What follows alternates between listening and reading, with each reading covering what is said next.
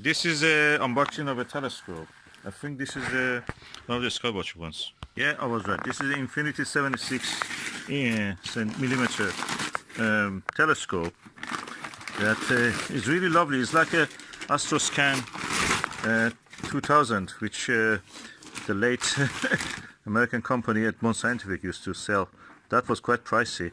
This one has a parabolic mirror, and I saw the moment I saw it, I thought that, oh, I have to get it for the kids. They will love this. And as you see, it's here. Okay. Okay, I have to take this out and let you see. Okay, this is the stand of it, and this is the actual telescope, and it stands on that. You can hold it around your neck exactly like the Astroscan. It has 2 eyepieces and 1 Barlow lens. It's like this. It's cute. You have to lift that thingy. When you lift it, it comes like that. So the kid can take it in their lap like this, turn it around, and that's the mirror, parabolic mirror. You can put it on the table with that stand that I showed you, and this is for the eyepiece. As you can see, you put the eyepiece here.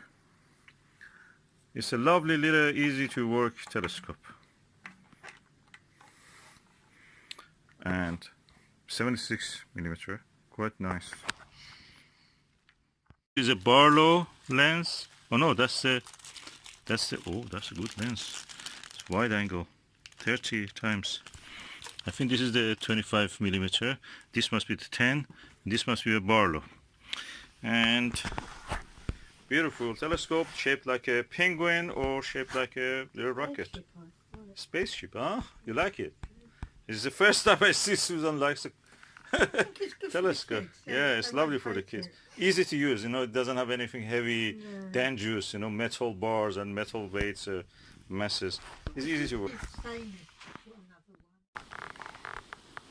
Okay, this is the telescope, Skywatcher Infinity. And the amazing view of this that I had with this of the M42 and the moon, probably I had with this telescope with a lot of targeting and not very as straightforward as this.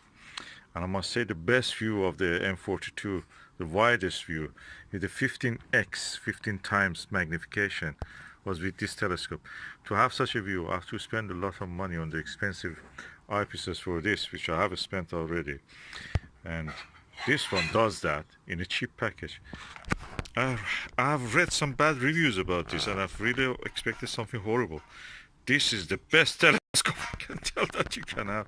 It's easy to target, it's easy to find, and it's really easy to actually, you know, it's powerful, it's really good. The magnification, you can go up to 50 times, but with the lower power you can see more actually, because the deeper sky objects like M42 and the Andromeda Galaxy Nebula is much easier in a wide angle view, and this telescope can give that. And I'm looking at that direction in the sky, and I've found the M42 beautifully preserved. I don't know how I can get it to show you, but I will try anyway. Probably around, yeah, a lot of telescopes I have, and from any size, big you can see I have the smallest. This is a toy telescopes I have. It reminds me of the Astroscan telescope that I used to have when I was a kid at Edmond Scientific, the red one, famous bowl. And this one is similar to that, but the reach field of this, oh god, is amazing. This is the richest field I've ever seen in a telescope. I love this. I'm going to give this for the grandchildren, but I'm going to buy one for myself also. I don't want to give it away so easily. It's such a rich field telescope. Such gentle touch when you want to turn it. Just touch this ball, this beautiful shaped ball. You just change it a little bit, turn it a little slightly. With this, you have to adjust the alt azimuth, all this. Oh no, that's the one for me. I love it. I don't know what those horrible reviewers were telling. I don't think they knew anything about astronomy. This is the best thing if you have. You have to be a little bit more, knowledgeable and vigilant in what you are looking for. It's beautiful. It's practically a finder scope. And you can go for the high magnification, use it as a telescope, normal for high magnification. But low magnification, brilliant. I love it. And it's not a spherical mirror inside it. The mirror inside is actually a parabolic. Parabolic it doesn't have any coma aberration. It doesn't have a coma-free telescope. It's a toy telescope, coma-free. Now I have changed the eyepiece to the 50 times, and as you can see, it's so easy to find the target back. With this one, if you lose the target, you have to fiddle with it for half an hour just to find it. This, of course, is a go-to. You can use the go. But with this one, it's so gentle. You can push it, and it brings it back again. Oh, I love this telescope. I think it's not for the kids, just adults can use this. Oh! I can barely see the trapezium of the Orion Nebula, that famous asterism. These are several stars which are really at the heart of the M42, and they are very bright, very young and bright stars, and they're very close together. They're kind of, we call it binary stars or multiple stars, and they're very close.